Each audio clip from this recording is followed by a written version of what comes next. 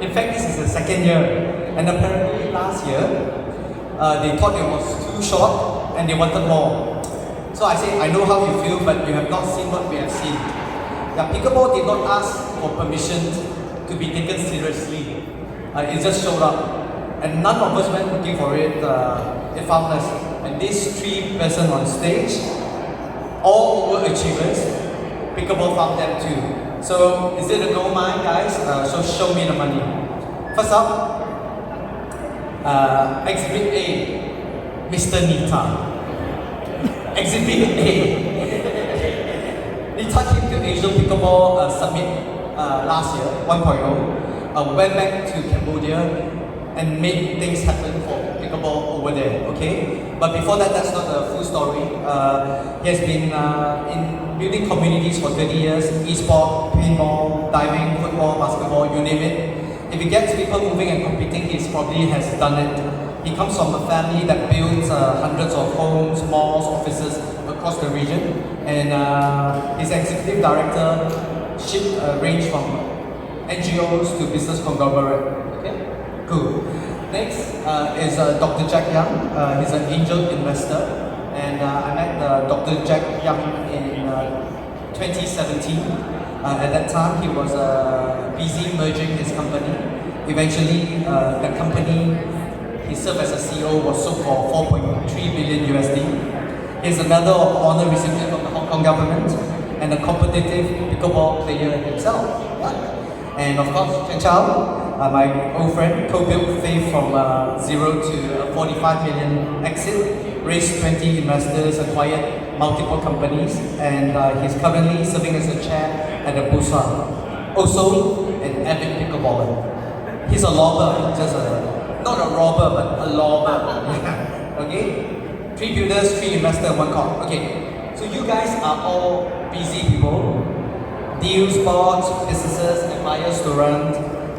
In one sentence, what possesses you to go hit a plastic ball? 1 sentence each. Let's start with Jack. Well, I used to play table tennis, so I've been playing table tennis for 40 years, golf for 15 years. I like to hit balls, and I couldn't live without chasing balls. So right now, I'm chasing the pickleball. Cool. He's a very good table tennis player. You should check out the reels. Nita. I actually don't need a sentence. I only need 1 word. Yeah. Wife. Oh.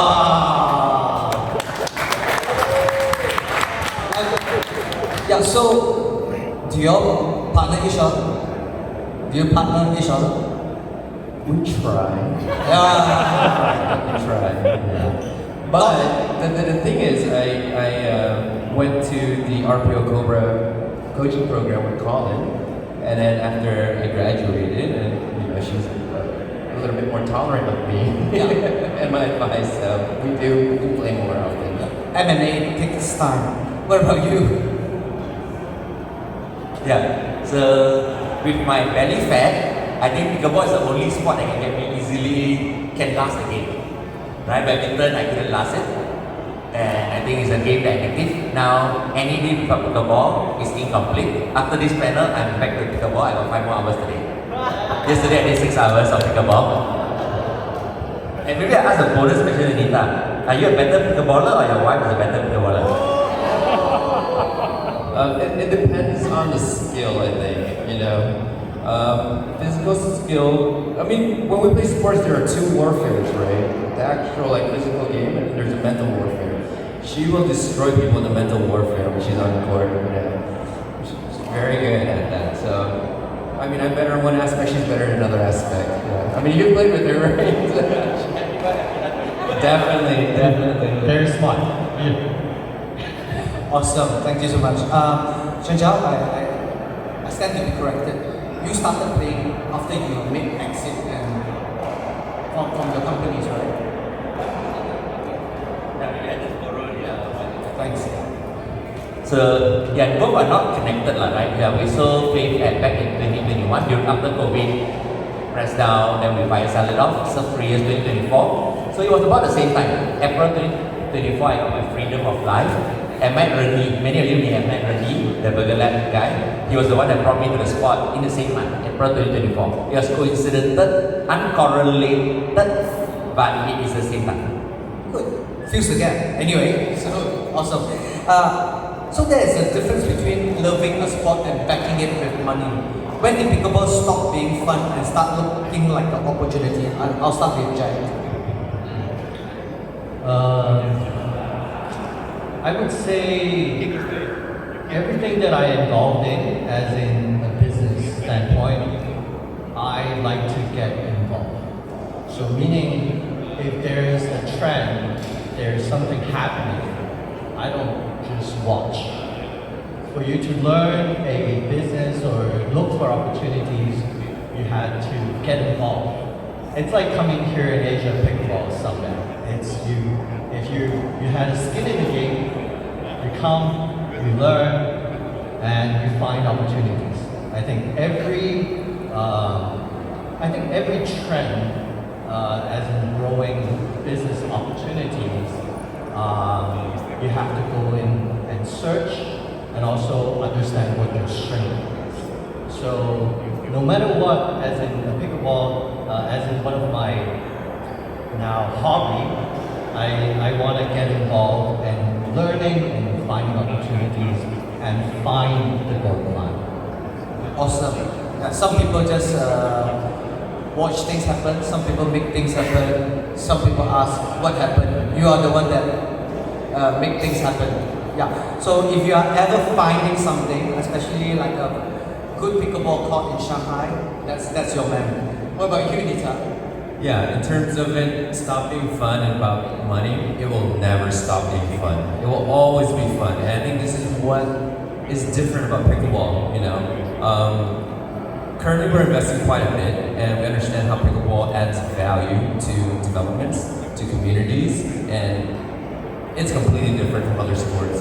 I've helped grow sports, not just in Cambodia and other places too, for like 30 years, including esports and whatnot.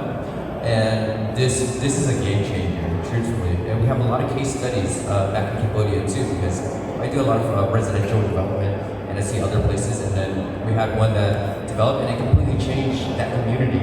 You know, the community used to be like, you know, they don't know who the neighbor is, they don't do well with the developer. And then after they just converted a bit of it into pickleball facilities, they're over at each other's houses, they're babysitting the kids, they're traveling abroad together to compete, all based on pickleball. So it is completely changing. And now, that community, from becoming like vacant houses and properties, completely filled. You know, and they're traveling out from their communities together. So it adds so much value. It really depends on what is your specialty and what type of development you want to do based off of it. But there's so much aspect to it, yeah. So for Chen Chao, it's still, I think it's still fun for you at the fun stage. So, right? Is this still a fun stage for you, right? It's not a business stage for you, right? Yeah, I choose to be fun rather than choose to do any business with it. Yeah. But so I don't have any dollar in pickleball except for paying to book course or book a seat on Ring Club. Yep. But I think the way I look at it is I do have a lot of conversation from people in the space, whether court owners, whether tournament organizers. I do organize pickleball tournament for fun with friends, but we don't make a cent. Basically, just recently we did one is Macro Kiosk versus Deloitte versus AirAsia versus Institute for Productive Malaysia, and the other one is Burden Solar, Money Mesh, Mix, a law firm, and another group of friends, including our friends. Vortex, Mac is there. So I think like we're doing more for fun, but the way I look at it is a whole economics, right? So I think it's study. I mean, being the business mind is a lot of time bouncing on it, but I didn't put a dollar in by conscious choice. So that is a sport that I can just play. I don't have to worry. I only play here, I don't play here. I use this pedal, don't use that pedal. I only take part in this, not that. For me, it's open for all. So to lean on that and to follow up on that. So because of your background in a startup and exit, where do you see the money? I mean, as someone who observes, where's the money? Is whether it's the costs, the equipment, the media, the tournament, or the tech. If you had to put money somewhere in pickleball today, where would it be? Yeah, I think is today. I think if I'm not wrong, yesterday I think they on the screen was Malaysia's 100 over 1,000 players, right? I think they recorded them. Malaysia had 30 over million people, which means 0.5% population. The money is whoever and whether the industry. How do we get the remaining 99.5%? Or let's say take away elderly kids 50%, which means there's 100x potential. Yep. If we can get it right. And I think it's upon all of us here in the industry to bring new players to the game. New pickleball players, new coaches, and the whole course, everyone. Because I think now where it goes on, I think is for new players actually getting harder to play. When we started playing that time, a lot of us are beginners, we can just whack. Today the newcomers is really quite hard. So I think the money is whoever that can bring this next wave on. And the way look at even costs. I know a lot of costs are 60, 70 ringgit kind of costs. How about Air Asia model of cost? 30 ringgit, which is maybe $8 US, build 50 of that. Basic, no frill. Right? So that open up a sports to another layer of people that today won't play pickleball. Can't play. Yes, let me look at Malaysia, honestly today, it is still a sport of a middle class or middle upper class. How do you get to the mass? And I think this time the deputy minister talk about in schools as well. How do you get every kid? Like yesterday I was playing at first shot and I lost to a 13-year-old. Wow. Initially when I first played, I was like, okay, let me be a bit kinder, don't hit. Then he started smashing all over and okay, let's play. And I still lost. Cool. Thank you so much. I think that's very encouraging. I always thought it was 1 to 2%. I didn't know it was much lower than that. Now, for Jack and Nita, it's going to be a slightly different question. It's knowing what you know now. After being involved, where would you put money if into pickleball today? Me first. Okay. So I have a background on riding on waves. I was very fortunate enough to be in the manufacturing business while there's a big wave in China. So I ride the wave and continue to grow. As you said, my previous company that I sold is now $23 million in revenue. Then I moved into a different wave. I moved into the tech startup wave. So as Kate was saying, I was an angel investor in technology, and I ride the wave. Right now I have about 400 companies in a portfolio, investing in different type of technologies from AI to healthcare to blockchains and so on. And then I see the next wave coming as an AI. So everybody talk about AI, how it's going to help us, as in the way of life, the way we change, as in how we work and operate as a person. That this technology is going to free us up with time. With time, I think everybody else will look into their lifestyle and then about their health. Right? So I see this wave as a trend coming because of the AI wave that is going to hit.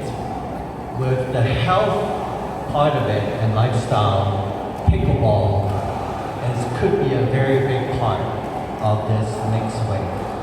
How are you gonna dig this gold mine as an investment depends on what industry you have been in and what kind of resources that you have. It could be in real estate, it could be in technology. For me, myself, I have been in the technology world for the last 15, 20 years, riding the wave. Definitely, I see opportunity as in going back. If you understand business world right now, as in the sports and also as in the company, the whole world has changed. In the past, we were looking at running a business that we're looking at positive cash flow, we're looking at our EBITDA, and then we look into how well the business can grow on its own. I've been in the tech startup world for these years. The world has changed in a way that I've invested in companies who are in billions of dollars in valuation has never made money for the last 10 years. So when you also look into the industries, the world of valuation of a business has changed. There are people who invest in early startups, which in the pickleball world, it is at the stage where it is starting and growing. If you understand the business world of investment, so I have to wear different hats because I'm a player, I'm a court owner, and also an investor as in business. So if you look into a business for sports, the valuation of a startup for sports is 1 to 3 times revenue. So disregard of what profits that you're making as a startup, if you can drive consumer support, as the revenue that you receive, your valuation of the company is 1 to 3 times your sales. And then if you're going into more mature markets, that once you go into brands and also in media and so on, then your valuation can go up from 3x to 5x revenue. So I personally, as an investor in the market, look at companies who has the potential for growth, the right team members to support the growth, and also how the market reacts to your products and what you're providing. So for this, it generates a whole new world of investment opportunities and growth opportunity for pickleball, as in riding a new wave with lifestyle and health, while when you can create momentum in revenues, then you have financial support for the growth of the organization. So I'm definitely going after my area, which is technology and lifestyle, which has a huge potential. Thank you so much to hear it from 3 different perspectives: investor, player, court owners. Nita, what about yourself? Where would you put money in Cambodia? For Cambodia, I mean, for Cambodia, you could definitely invest just because we're in an emerging market. But then, like, if we step back more on a macro level, if in terms of business perspective, or you're an investor, you know, I would say the biggest thing would be scalability and access. So then, for me as a property developer in real estate, what is my barrier? It's physical barrier, right? I cannot access to the other regions and countries. So as Jack was mentioning, he's really into the tech, and this is what he's looking at. So scalability, I think the tech, you know, you don't really have a ceiling to spread your service or your product. So I think it's right in front of our face, truthfully, you know, like Reclub, right there. Right? How do you invest into Reclub? Are you guys open to investors? Right? How many countries grow off of that? Right? How has Reclub created jobs, connected communities, really almost having pickleball in our region, piggybacking off of that. So that's a perfect example. I'm just going off of what Jack was mentioning. And for us, as property developers within our region and our country, it adds so much value because as property developers, we consider, okay, how do we engage our community? How do we add value to our development? It could be mall, it could be high-rise, it could be residentials. So then we would offset it with landscape, bars, other sports facilities. And in terms of revenue per square meter and people per square meter paid, pickleball is one of the best. Per court, if you're playing off standard scoring, you're going to be efficiently running 6 players per court. If you go rally like in Malaysia, you can go 8 per court. And then per court, if it's an efficient standardized court, it's going to be 168 square meters. So then you calculate this compared to, say, football, which requires a lot of maintenance, a lot of square meter, and then you're going to consider all the other things. Pickleball is one of the most sustainable in terms of square meter and community engagement and in revenue. So it adds so much value compared to other add-on services. Yeah. our time is almost up. As I say, this is the fastest flowing conversation. So we have 5 minutes left. And what's in 2 or 3 sentences? What's the bear case? And what would pickleball look like in 2030 for your respective markets? Bear case, worst case scenario.